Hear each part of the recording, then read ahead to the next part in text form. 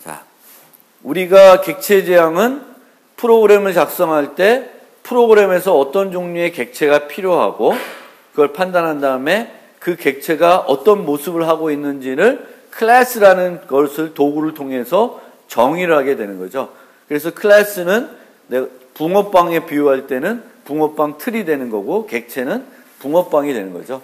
틀만 있으면 우리가 원하는 만큼의 붕어빵들을 만들어낼 수가 있습니다. 그래서 이 클래스라고 하는 것은 그 객체를 생성하기 위한 틀, 컴파일러한테 내가 만들려는 클래스 객체들은 이러이런 특성을 갖고 있고 이러이런 행위를 할 수 있다는 것을 알려주기 위한 수단이 되는 겁니다. 지난 시간에 살펴봤던 몇 가지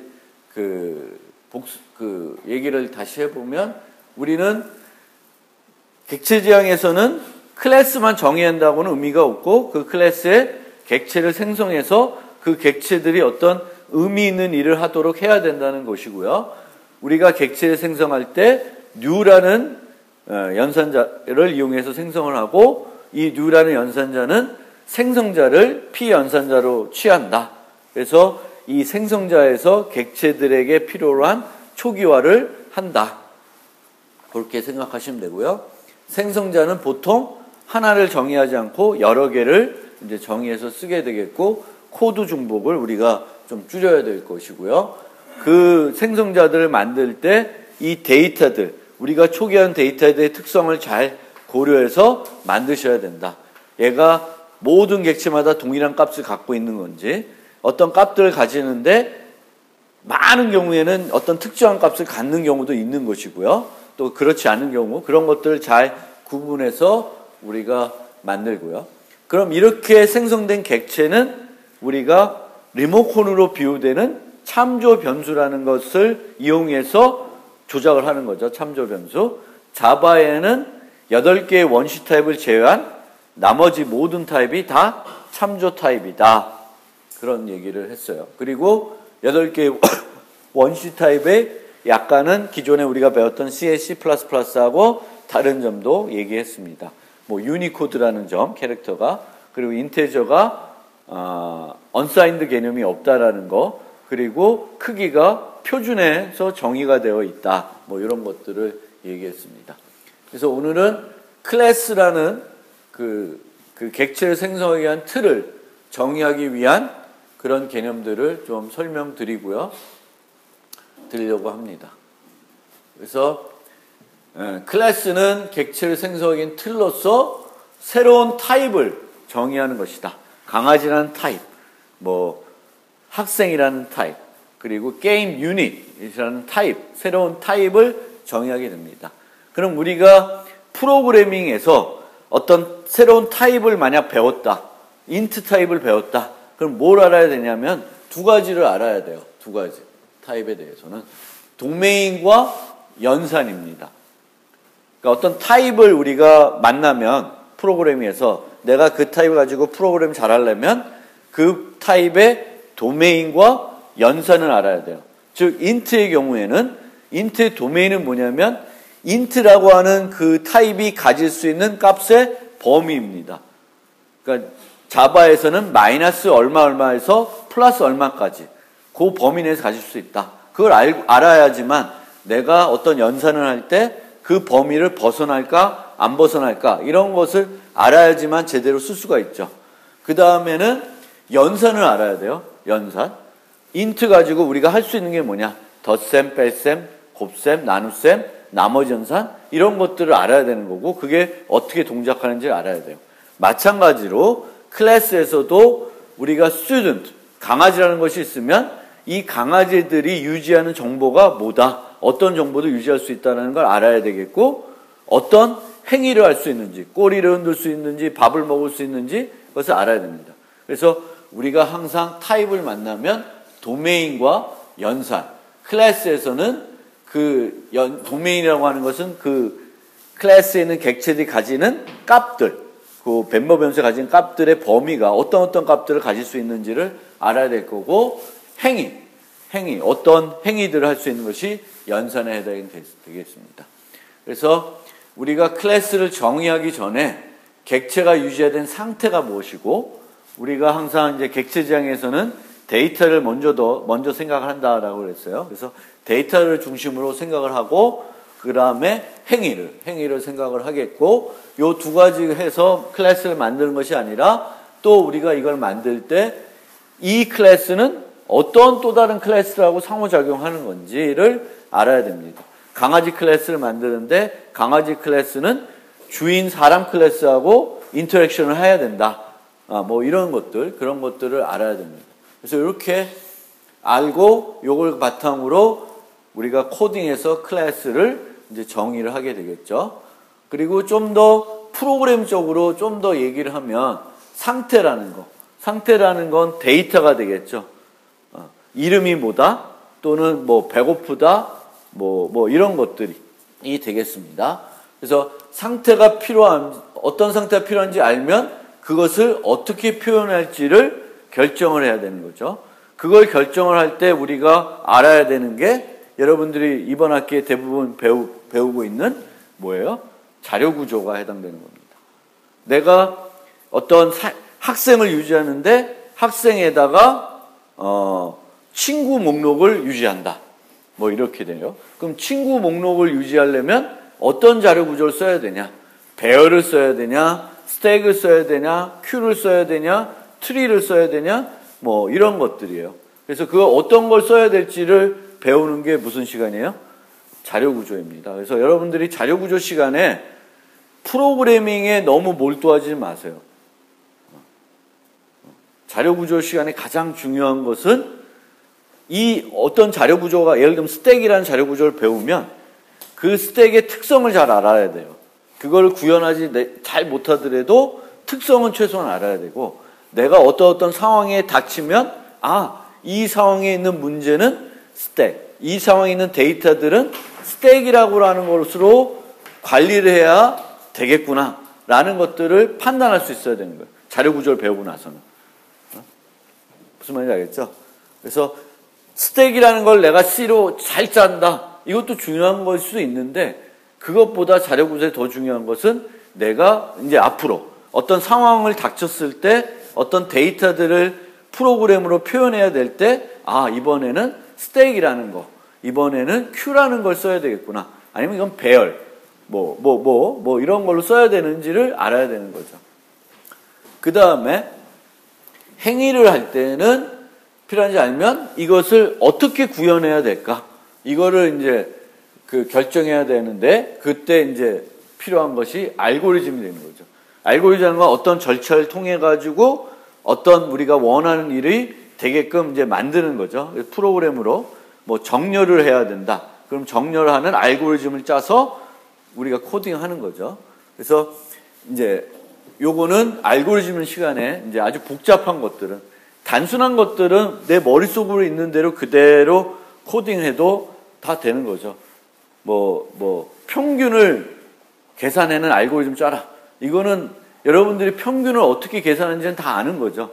다 더한 다음에 개수로 나누면 되는 거죠. 그럼 그거를 그냥 프로그램을 짜면 돼요. 근데 좀 더 이제 복잡해지면, 내가 해야 되는 일이 복잡해지면 그게 이렇게 정해져 있지가 않은 거죠. 나름대로 창의적인 방법도 찾아야 되고, 해야 되는데, 이 알고리즘, 그래서 이 알고리즘 시간에는 다양한 알고리즘을 우리가 만드는 방법들이 있어요.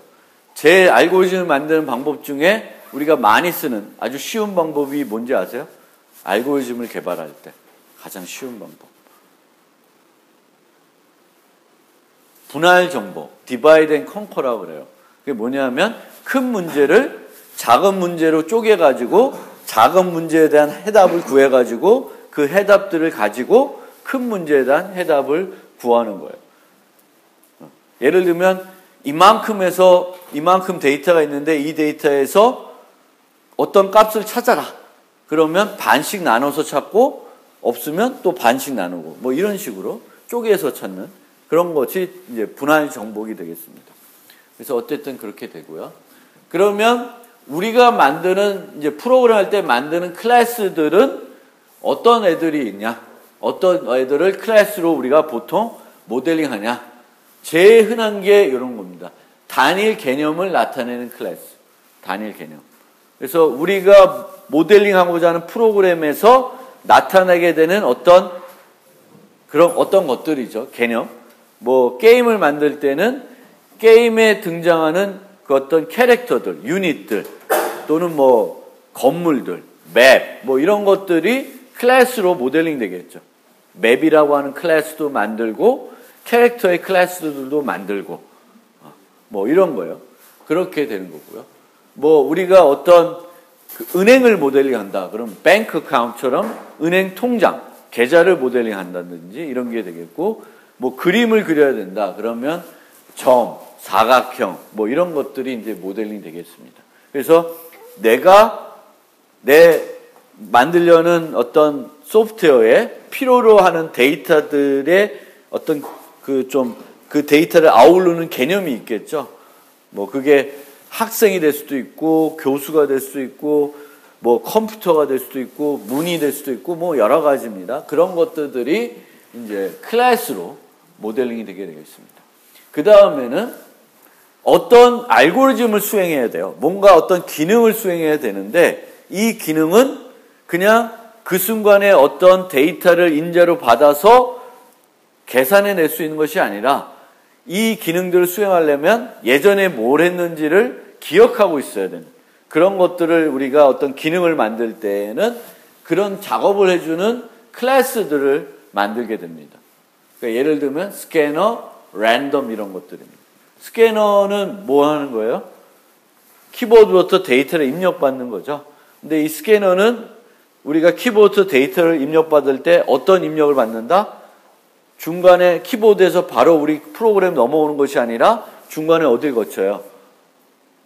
버퍼에 들어가게 됩니다. 그래서 스캐너는 버퍼로부터 가지고 와요, 데이터를. 그래서 스캐너는 지금 어떤 버퍼에 어디까지를 사용자한테 줬는지를 기억하고 있어야 돼요.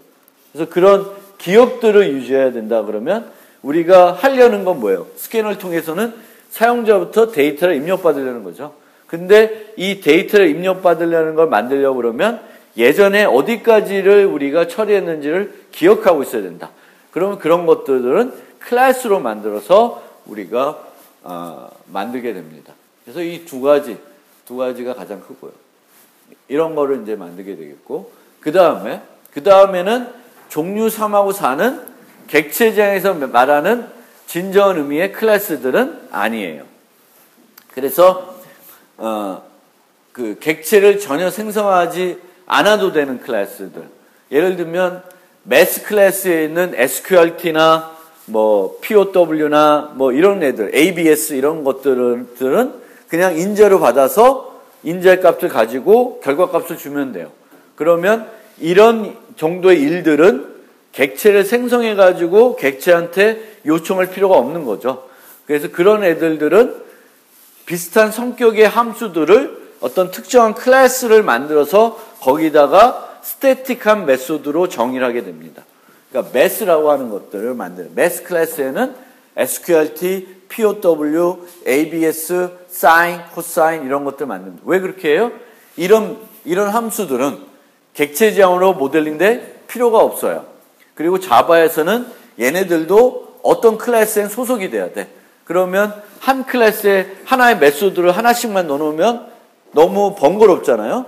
그래서 비슷한 종류의 일들을 하는 그런 함수들을 객체를 생성할 필요가 없는 것들을 모아서 클래스로 만들어서 이제 라이브러리로 쓰게 됩니다. 그래서 그런 클래스를 우리가 뭐라 그러면 유틸리티 클래스라 그래요. 그럼 유틸리티 클래스는 객체를 생성하는 애예요, 아니에요? 객체를 생성하지 않는 애들입니다. 객체를 생성하지 않고 쓰는 애들이에요. 유틸리티 클래스. 그리고 그러면 그 유틸리티 클래스 안에 정의되어 있는 메소드들은 다 무슨 메소드들이야? 전원 다 스태틱한 메소드들이다.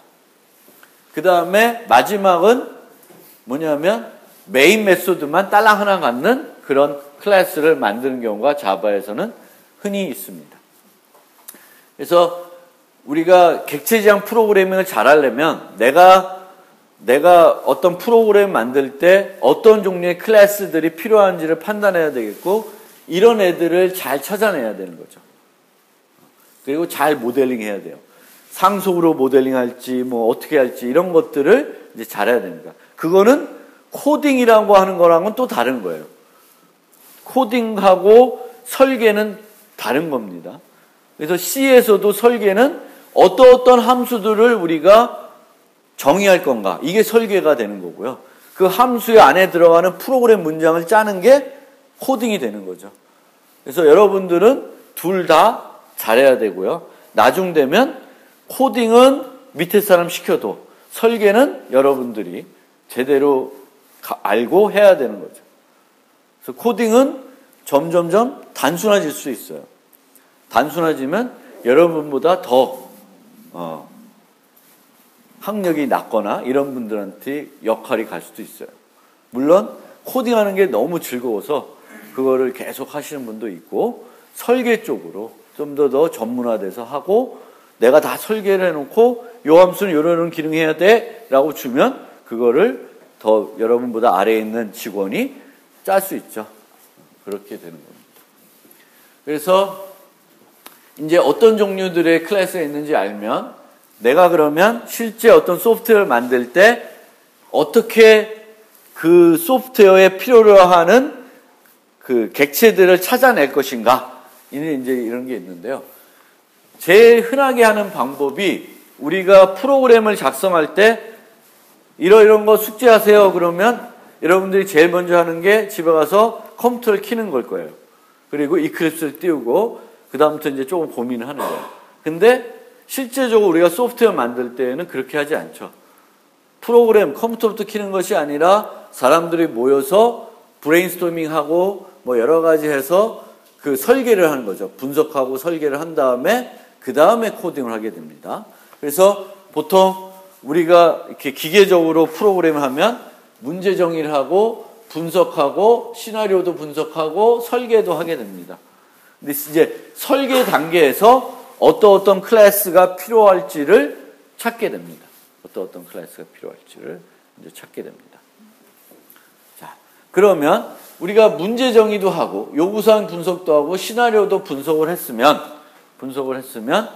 이제 어떤 글들로 쫙 표현했을 거잖아요. 그림으로도 표현하고, 그러면 그런 문장에 있는 단어들을 유심히 보는 거예요. 이 프로그램은 강아지를 키우는 프로그램이다. 이렇게 되면 거기서 명사들을 찾아봐요. 강아지라는 명사가 나오죠. 그렇죠? 강아지를 키우는. 그러면 그런 명사들은 클래스가 되는 거예요. 클래스 또는 클래스의 멤버 변수가 돼요. 이 프로그램은 비행기 티켓을 예매하는 프로그램이다. 그럼 비행기 티켓이라는 것이 하나의 클래스로 모델링 될 수도 있고, 비행기 티켓이 어떤 다른 것의 멤버로 들어갈 수도 있는 거예요. 그래서 우리가 이렇게 어떤 문제 정의, 분석 이런 것들이 있으면 그런 것들의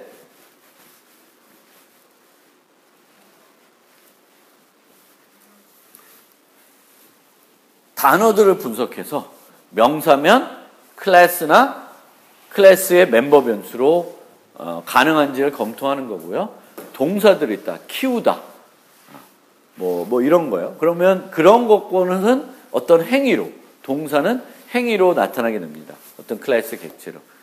비행기표를 예약해야 된다. 그럼 예약하는 메소드가 필요합니다. 그래서 그렇게 동사와 명사를 분석해서 이제 하게 됩니다. 그리고 잘못 선택된 클래스는 프로그램 전체를 그냥 하나의 클래스로 모델하는 거예요. 이거 아니고요. 그리고 하나의 행동을 클래스로 모델하는 것도 적절하지 않은데, 좀 더 아주 세련된 프로그램을 하다 보면 이런 것들을 사용할 때도 있어요. 그래서 무조건 이건 아닌 건 아닌데 일반적으로는 이 방법은 아니죠. 그래서 그렇게 됩니다. 그래서 클래스를 정의할 때 클래스의 크기는 작아야 돼요. 클래스가 크면 너무 많은 일을 할 수도 있는 겁니다. 클래스를 아주 정했더니 막 몇천 라인을 가. 그러면 이건 뭔가 너무 그 클래스가 비대해진 것입니다. 클래스의 이름은 그것의 책임을 잘 나타내야 돼요. 클래스 이름만 보면 얘가 뭘 할지를 명확해야 돼요. 근데 얘가 여러 가지 일들을 하기 때문에 클래스 이름을 정의하기가 좀 힘들어. 그러면 여러분들의 설계가 뭔가 잘못된 거 있을 수 있다. 그리고 멤버 변수도 적어야 돼. 멤버 변수가 많으면 많을수록 이거는 너무 큰 일을 하게 되는 겁니다.